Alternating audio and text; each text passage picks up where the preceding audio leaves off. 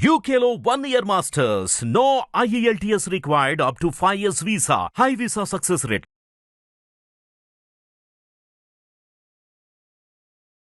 జై గోమాత. గావో విశ్వస్య మాతరః. గోమాత విశ్వానికే తల్లి.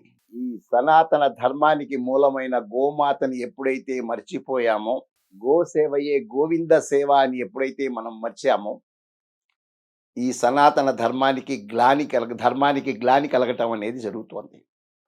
యదా యదా హి ధర్మస్య గ్లానిర్భవతి భారత. మనకి జగద్గురువైన కృష్ణం వందే జగద్గురు అని చెప్తూ ఉంటాం. కృష్ణుడు చెప్పినట్టుగా ధర్మానికి గ్లాని కలిగినప్పుడు ఆయా సమయాలందు ఆయా అవతారాలు ఎత్తి వస్తూ ఉంటానని చెప్పి గీతాచార్యుడు మనకి ఎప్పుడైతే చెప్పారో, ఇవాళ ధర్మానికి గ్లాని కలుగుతోంది. తిరుమల తిరుపతి దేవస్థానం, అక్కడ ఉన్నది వెంకటేశ్వర స్వామి అని తెలియని వాడంటూ విశ్వంలో లేరు. కానీ మనం అందరం కూడా ఆ కొండల మీద అనే ఒక నామం గోవింద నామం. గోవింద నామానికి అర్థం తెలిస్తే గోవిందుడి యొక్క ధర్మాన్ని మనం ఎలా కాపాడుకోవచ్చో మనకు తెలుస్తుంది. గోవింద, విందము అంటే సంతోషపెట్టుట. గోవింద ధర్మాన్ని సంతోషపెట్టడం, గోవుని సంతోషపెట్టడం. ఈ గోవుని సంతోషపెట్టడమే గోవింద నామం యొక్క అర్థం. కాబట్టి గోవింద గోవింద గోల గోవిందుడిది అవుతోంది, భోగం వెంకటేశ్వర స్వామిది అవుతోంది. అక్కడ ఇవాళ కాలమాన పరిస్థితుల్లో ఎప్పుడైతే రాజకీయ చొరబాటుతనం ఈ ఆధ్యాత్మిక కేంద్రాల్లో జరగటం మూలాన వాళ్ళ రాజకీయ లబ్ధి కోసం, వాళ్ళ యొక్క అవసరాల కోసం, అంటే దేవుడి డబ్బుని కొట్టేయటానికి కూడా మనకి సిగ్గు ఎగ్గు మనకి లేవు. కాబట్టి అటువంటి వ్యక్తిత్వం ఉన్న వ్యక్తుల చేతుల్లోకి ఆ శాఖలు వెళ్తున్నాయి.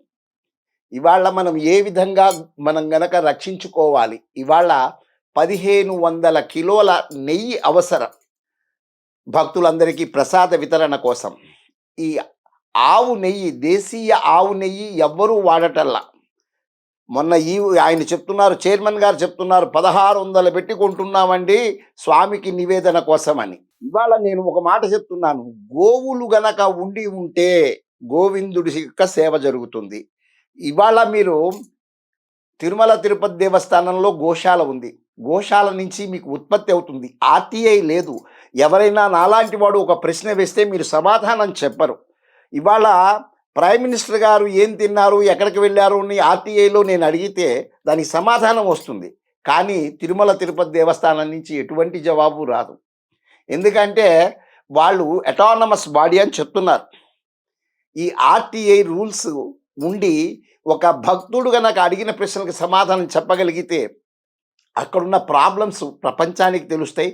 వాటిని ఎలాగ సొల్యూషన్స్ తేవచ్చు అనేది విఘ్నులు ప్రాజ్ఞులు అయిన ఈ పీఠాధిపతులు మఠాధిపతులు వాళ్ళ యొక్క నిర్వహణ డైరెక్షన్లో మనం వాటిని చేసుకోవచ్చు. కానీ ఇవాళ జరుగుతున్నది ఏమిటి? 350 రూపాయలక 30 లీటర్ల ఆవు పాలు ఉంటే కానీ, పాలు 60 రూపాయలు ఉంటే 30 లీటర్లు 1800 అవుతాయి. 1800 పాలని కాచి తోడు వేసి దాని నుంచి వెన్న తీసి నెయ్యి తయారు చేసి ప్రజలకు అందించాలి అంటే ఇది అసాధ్యం కాదు, సుసాధ్యమే. ఎందుకంటే సనాతన ధర్మానికి మూలమైన గోవుల్ని ఎప్పుడైతే మనం విస్మరించి కబేళాకి తరలిస్తూ మొదలుపెట్టామో, కబేళాకి తరలిపోతున్న గోవుల వధ మూలాన ఈ యొక్క ధర్మ గ్లాని జరుగుతోంది, ధర్మానికే గ్లాని జరుగుతోంది. కాబట్టి ఇవాళ తిరుమల తిరుపతి దేవస్థానం అనేది వాళ్ళు ఒక అనౌన్స్మెంట్ ఇస్తే చాలు, భక్తులైన వారు గోవుల్ని రక్షించి గోవుల యొక్క క్షీరాన్ని తీసి దాని నుంచి వెన్న తయారు చేసి మా యొక్క జిల్లా కేంద్రాలకి మీరు అందిస్తే, మీరు పరిశుద్ధమైన మనసుతో కనుక మీరు అర్పిస్తే స్వామి నివేదనకి వాడతామని ఒక్క అడ్వర్టైజ్మెంట్ మీ ద్వారా గనక జరిగితే స్వామి యొక్క సేవ చేసుకునే వాళ్ళు లక్షల సంఖ్యలో ఉన్నారు. గోవుల్ని కాపాడగలిగే శక్తి వాళ్ళందరికీ ఉంది. రెండు గోవుల్ని పెట్టుకున్నా దాని క్షీరంలోంచి వచ్చిన నెయ్యిని అందించగలుగుతారు. అది మీకు ఆర్థికంగా పుష్టే మీ యొక్క సంస్థకి. గో సంరక్షణ జరుగుతుంది.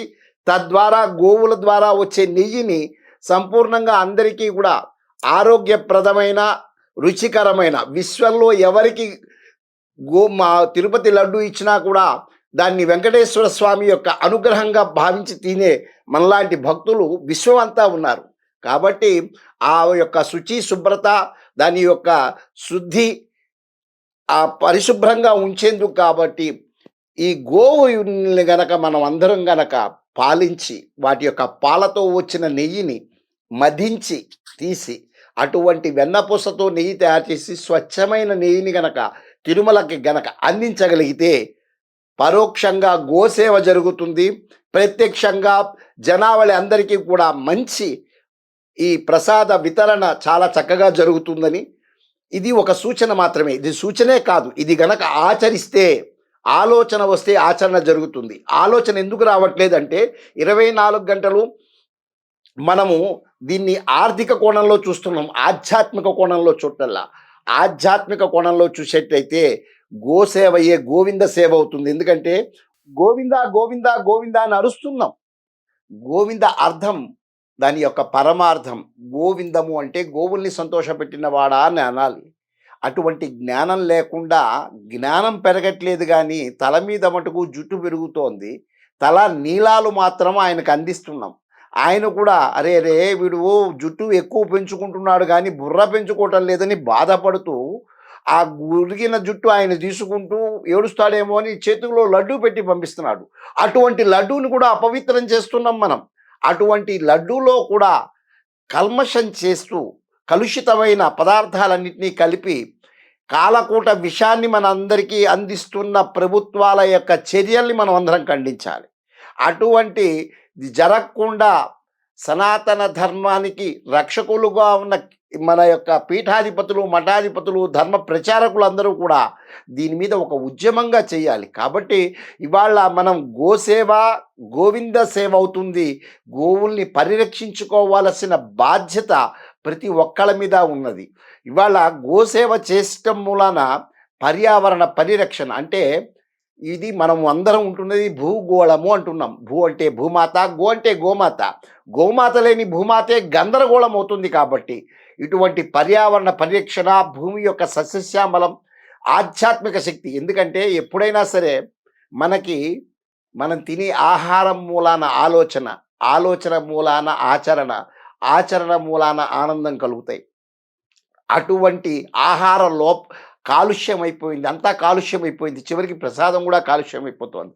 కాబట్టి ఇది ఎవరో 5 సంవత్సరాలు ఉండే రాజకీయ నాయకులు మారుస్తారనే దానికన్నా భూమి మీద ఉండే ఈ యొక్క సనాతన ధర్మం ఇన్ని వేల సంవత్సరాలుగా వస్తున్న సనాతన ధర్మ రక్షకులంగా, అనుసరించవలసిన వాళ్ళంగా మనం కొంత గురువుల యొక్క ఆదేశాలతో నిర్దేశం నిర్ణయించుకొని ఆ యొక్క పరిరక్షణలో మన వంతు, మన భాగంగా ఉండవలసిన బాధ్యత మనందరికీ ఉంది. కాబట్టి గోసేవయే గోవింద సేవ అవుతుంది. కాబట్టి గోవులందరినీ పరిరక్షిస్తూ మనం గోవింద సేవలో పాల్గొవాలని మిమ్మల్ని అందరినీ ఆకాంక్షిస్తూ, ఆశిస్తూ సెలవు తీసుకుంటున్నాం. జై గోమాత.